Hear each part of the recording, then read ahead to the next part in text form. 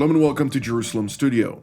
The launch of an Iranian medium-range ballistic missile against an Israeli target earlier this week has highlighted concerns Israel, the United States, and their allies have regarding the Islamic Republic's ballistic missile program. This program runs counter to calls by the international community to refrain from developing these weapon systems, as stated in UN Security Council Resolution 2231. During today's program, we will assess the status of this program and efforts against it. And to do so, I'm joined here in the studio by Ambassador Dani Ayalon, who is Israel's former Deputy Foreign Minister and the Ambassador of Israel to the United States. Welcome. I'd like also to welcome our TV7 analyst, Mr. Amir Oren, and Mr. Meir Javedanfar, who is an Iran lecturer at IDC Herzliya. Welcome. Mr. Oren, give us a broader understanding of the latest developments pertaining to this topic. Within the space of several days, we had three developments which have to do with the Iranian ballistic missile program. The first was the unveiling of the American missile defense program for next year, which focuses on the North Korean threat, touches upon China and Russia, but also deals with the Iranian ballistic missile threat, which the Americans, of course, see mostly in the Intercontinental range as a danger for themselves. Then we had the unsuccessful launch of a satellite launcher by the Iranians, and obviously, if you can launch a satellite, this is tantamount to the third stage of a ballistic missile. If you can lob any payload into space, obviously you can direct it to land anywhere on Earth. And then the third event, as you mentioned, this last Sunday, was the launch of an Iranian medium-range missile made in Iran and launched by Iranians from Syria, from a place near Damascus, at either a military or a civilian target in the Israeli-held Golan Heights. It was successfully intercepted by an Israeli Iron Dome system, but it highlighted the problem that the Iranians, which have the biggest ballistic missile arsenal in the Middle East, pose to all regional players. I'd like also to add on the fourth point, which is the Aero 3. Israel Aerospace Industries has had a successful test launch earlier this week on Tuesday morning, which is a joint venture together with the U.S. Defense Department, the missile selection of that. Tell us more about that. Israel has a multi-layer defense system against ballistic missiles. The Arrow, which you mentioned, is sitting on the penthouse, if you will. And you have on the ground floor, Iron Dome. In the middle, you have other systems such as David's Sling. Each of those systems is intended to deflect and shoot down mostly Iranian missiles, but also those launched by Hezbollah, Hamas, and other enemies of Israel when they try to hit Israeli air bases, infrastructure, or civilian targets. Ambassador Ayalon? Yes, well, I would say that the interesting point, of course, is Iran. And not only it has been humiliated in a major way, here in the region, but also worldwide. They have picked, I would say, the wrong theater to challenge Israel, because Israel has a massive superiority over Iran in the area of Syria, intelligence-wise, and of course operational air force and also missile defense. So in that respect, of course, I don't see that they're going to give up, but I'm not sure that whatever is taking place now in Iran or within the Revolutionary Guard or within the Al-Quds forces of the Revolutionary Guard is all cleared by the top echelons in Tehran, because they really are doing a major disservice to the Iranians' political stance, their international image, and of course also their deterrence in the region itself. So far, they have been very successful in Yemen, in Iraq, they try to be very successful, and they were in Syria until they have moved their forces in a way to challenge Israel. And since they started that, Israel had to respond. And at this point, I would say that Israel is quite ahead. And the Iranians will have to go back to the drawing board to refigure their next move. And if you add to that the financial problems that they have with the renewed American sanctions, I think they have a lot to think about and ponder.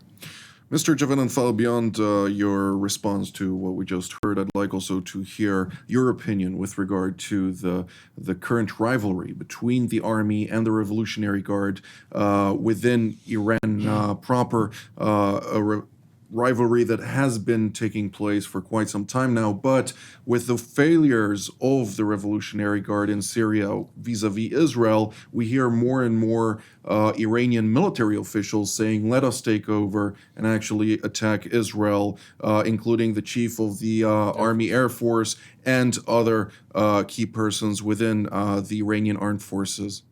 I think for your viewers, I'll just give a little snapshot of the history of Iran's missile program. The first time Iran wanted to buy missiles was in 1970, beginning of 1976. They wanted to buy from the United States Lancet missiles. The Americans said no. So the Iranians sent to the Soviet Union, which was actually supporting the enemy Iraq. They asked for Scud missiles, which we all know in the state of Israel, and the Soviets refused to sell it to Iran. And then they came to another well-known country in the Middle East, which received Iran with open arms to develop its missile program, and that was Israel. That's where the Jericho missile in Israel, which we have, the seed money for its R&D comes from Tehran, comes from, actually, it's Iranian originally. Under a different regime. Of course. So, of course, the program didn't continue under the, Israel didn't deliver it. If the Iranians wanted at some point to become involved in the design, had that happened, Iran's missile program would have been far more advanced than what we see today.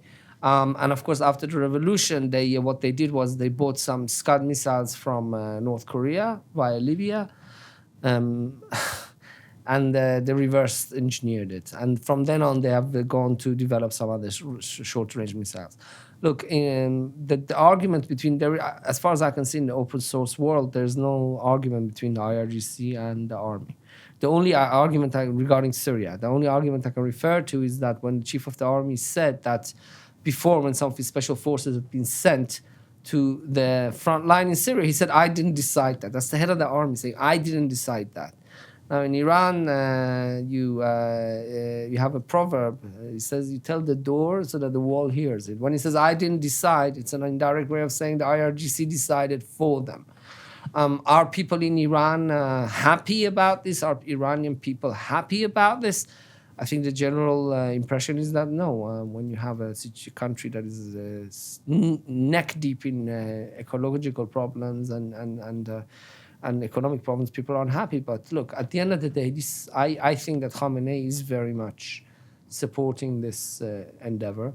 And I think the fact that Gary Eisenkot, IDF chief of staff, came and said we threw 2,000 bombs on the head of Iranians in Syria, I think that kind of puts Iran in a difficult position, because here is the Revolutionary Guard trying to be strong in front of the people of Iran. And here comes the so-called hated Zionists saying, yeah, actually last year we beat them to a pulp in Syria with 2,000 bombs, and the response hasn't been very big. I think that puts them in a corner. Now, of course, it could work the other way. If I was in Iran, I'd be worried that I could overreact. So in a way, Israel admitting that it's carried out the attack could have advantages and also disadvantages. But look, this is very much a regime issue. I think even the government of Rouhani doesn't agree with this. But the regime will continue for now, and I think it makes it even more difficult for them to leave Syria. One thing I would have to say, in Israel, nobody wants the Iranian regime to threaten us from Syria. But we have to change our narrative. All these years we said zero enrichment in Iran. What did we get at the end? Okay, we didn't get zero enrichment. Now some people are saying zero Iranian soldiers in Syria. That's not going to happen. We have to be realistic. We could say zero Iranian missiles in Syria, we could say, or serious reform in position and of Iranian forces. But we have to be also more realistic in our demand. Mr. Oren, I'd like to point to the fact that Iran is indeed, as Ambassador Ayalon also stated, a lot weaker in Syria than what would have happened if Israel would have to confront it on Iranian soil. It is a far battle for the Iranian Revolutionary Guard with challenges in transferring all those advanced weapons in order to confront Israel's far superior capabilities when it comes to frontal battles, aerial assaults, and so on. To what degree does Iran humor me on the thought of Iran when they come and actually say, okay, today we will launch one missile.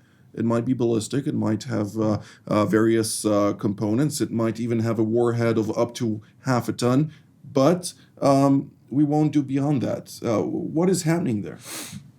The whole raison d'etre of the Revolutionary Guards is to guard the Iranian revolution at home, which they have done successfully. There is no internal indigenous threat right now to the regime, and to export the revolution. And they want to do it via Iraq, which is Iran's neighbor, and then on to Syria, and from Syria to Lebanon and to the Mediterranean. And if they have other plans, they can wait.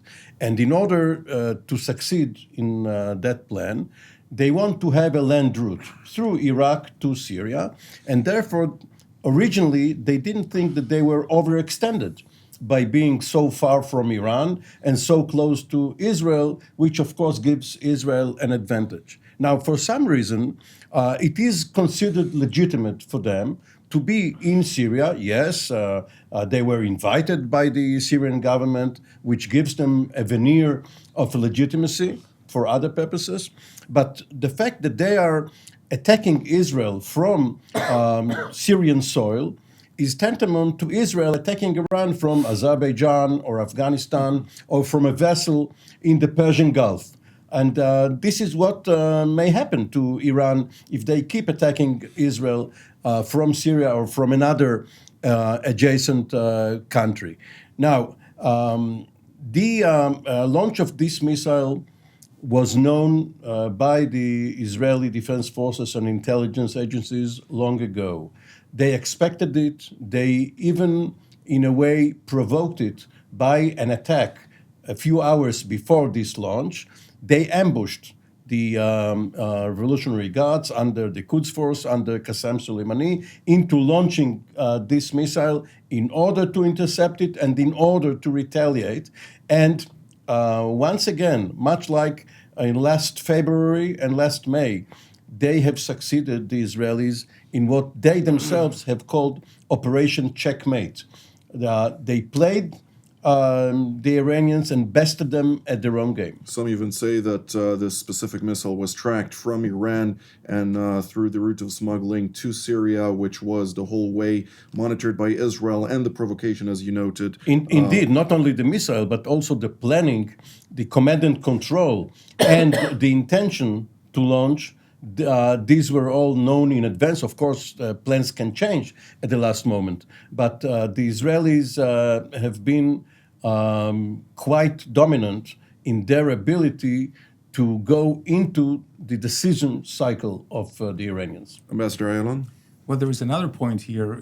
The fact that Israel is superior in military terms is something which has been well known, vis-a-vis the Palestinians, the Arab world as a whole.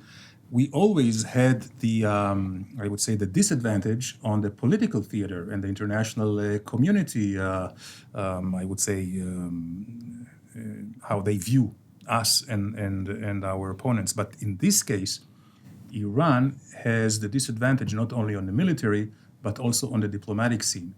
I guess it's not incidental that, or coincidental that Mr. Oren mentioned Azerbaijan and other countries, given the strong strategic relations between Israel and Azerbaijan and the growing strategic relations with other countries which surround Iran, which I'm sure is giving them a lot of headaches. So this is also a major deterrent point about where they're going next.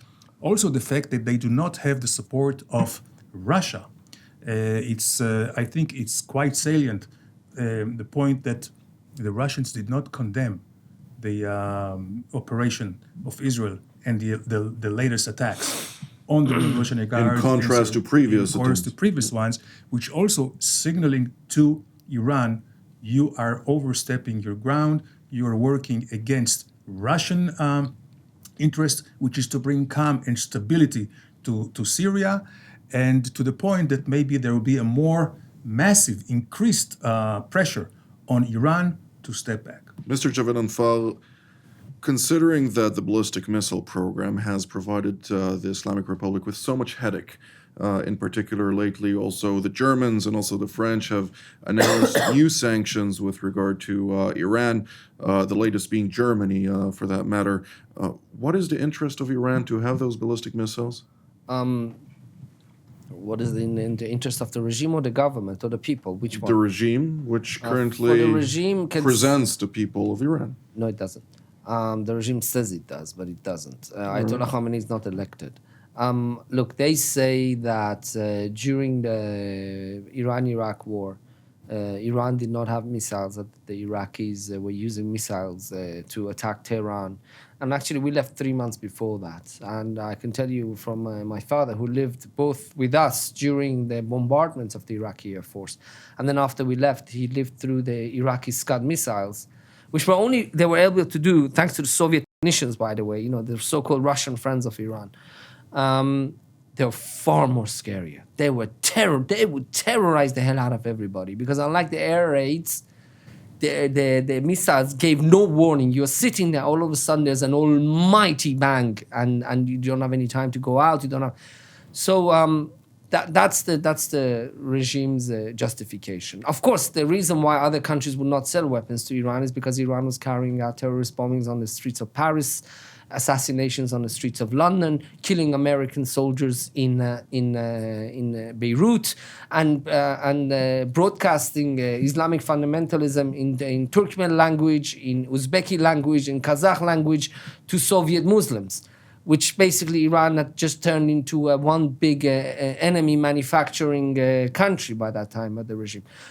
But anyway, the regime ignores that. It says to maintain Iran's status, we are not sold state-of-the-art aircraft. We're not sold state-of-the-art tanks, unlike the Saudis and the Israelis. The only thing we have is our missiles. But von Clausewitz said war is extension of politics. Here it's basically politics is the extension of the Iranian defense establishment. And this is why Iran's missile program are turning into such a liability, because although Iran has a right to defend itself, because it has the wrong policies and because of the way it threatens people, a missile program which the Pakistanis have with nuclear weapons, Iran doesn't have nuclear weapons, but Iran's missile program is far more costly to the people of Iran than Pakistan's missile program is to the people of Pakistan.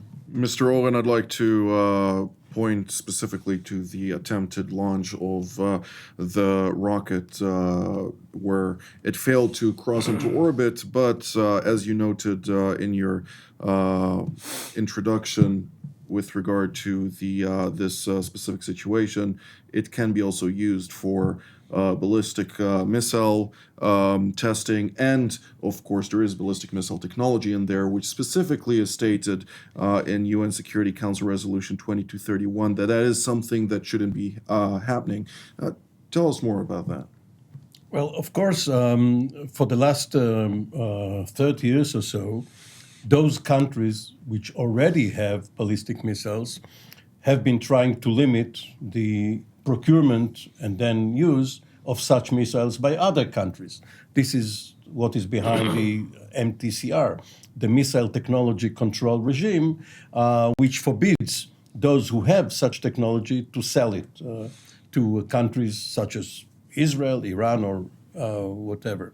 Now, trying to circumvent it, some countries have gone into the space business.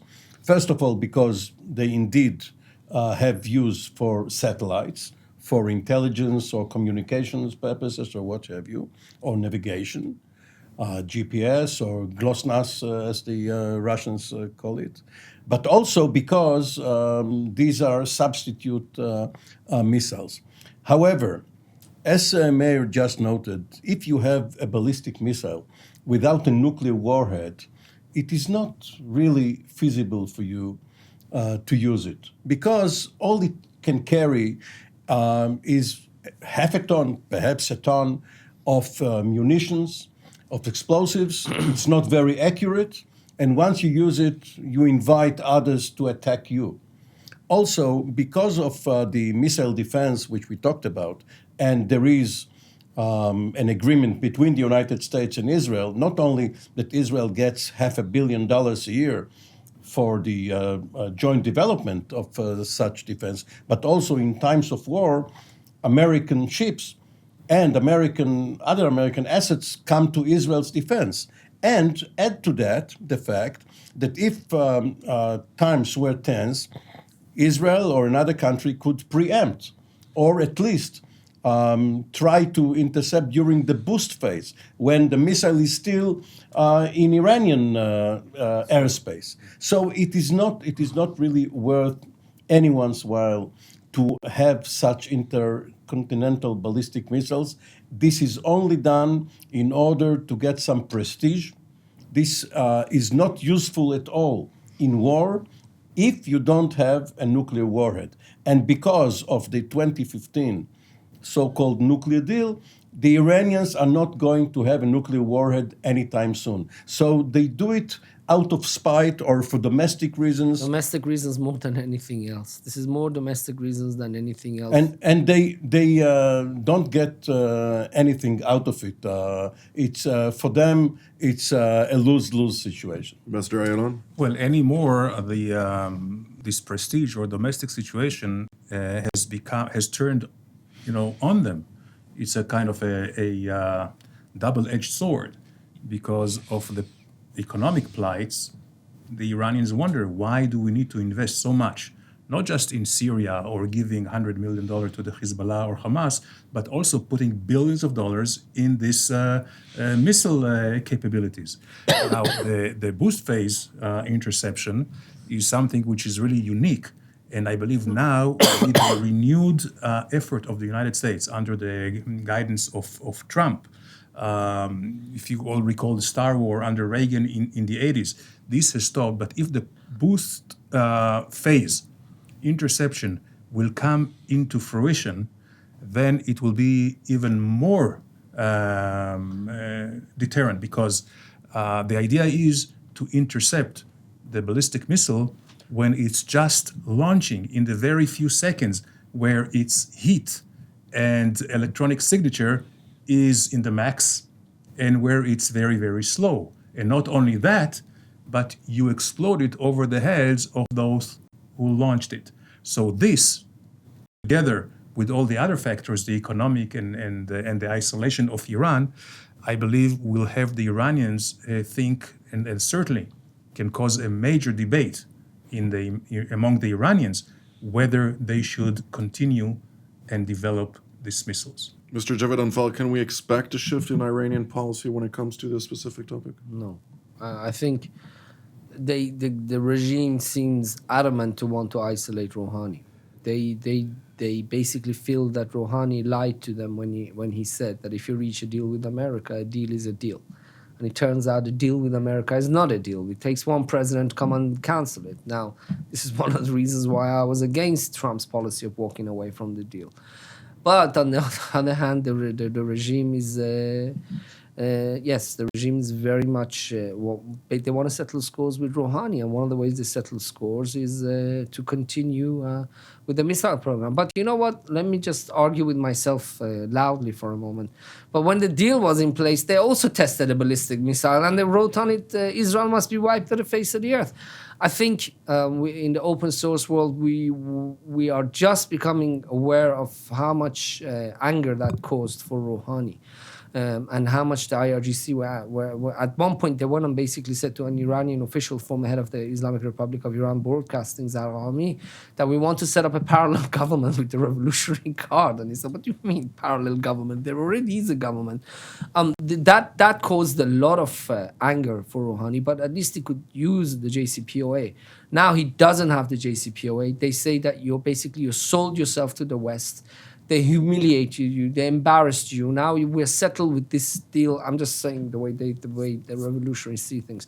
Not the Europeans. They expect the Europeans to stand up to the Americans. They expect the Europeans to tell the Americans, no, we sign up to the deal. We're going against you. I'm going to do business with Iran. I mean, never mind the fact that Iran tried to carry out terror attacks on European soil. That doesn't bother them. So they're trying to push Rouhani, and one of the ways for them to push Rouhani and to maintain their status, revolutionary status, is to maintain the missile program. As we're drawing near to the end, and of course this topic is far from exhausted, I would like also to point to the European meeting that happened earlier this month between European diplomats from different countries. Walked out. The Iranians walked out after being reprimanded for the use of ballistic missiles. To what degree is this a sore point? Look, the government can't argue with this. This is not something that is in their hands. They would have they would get seriously, metaphorically speaking, smacked if they said anything. Look, Iran lives in a tough neighborhood. Every country in this region needs to be strong. Iran needs to be strong, but it has the wrong policies for being strong. And Iran's need to defend itself has turned into a tool to make it actually more enemies. Ambassador Ayalon, closing sentence. Well, I think Iran is in a big trouble, and I wouldn't be a bit surprised if it will lead into some regime change or shift over there. Mr. Oren? Iran had a legitimate case for bolstering its military power, including in the missile arsenal part of the business, as long as Saddam Hussein was in power. That ended almost 16 years ago. It doesn't have any legitimate cause to develop and procure more missiles. One more thing, Israel now has the F-35 fighter, which the Americans are trying to fit air-to-air missiles to in order to intercept missiles. The more the Iranians have, the less they are going to have. Unfortunately, this is all the time that we have for today, so I'd like to thank Ambassador Ayalon, Mr. Oren, and Mr. Javedanfar for being here today. And I'd like to thank our viewers as well, and we will see you next time. You just watched TV7 Jerusalem Studio. We encourage you to pray for the challenges raised in today's program.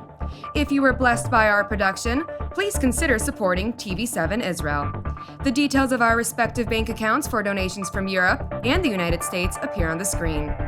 Your generosity allows us to continue to serve God's calling, to broadcast content that truly matters through TV7 Israel from Jerusalem.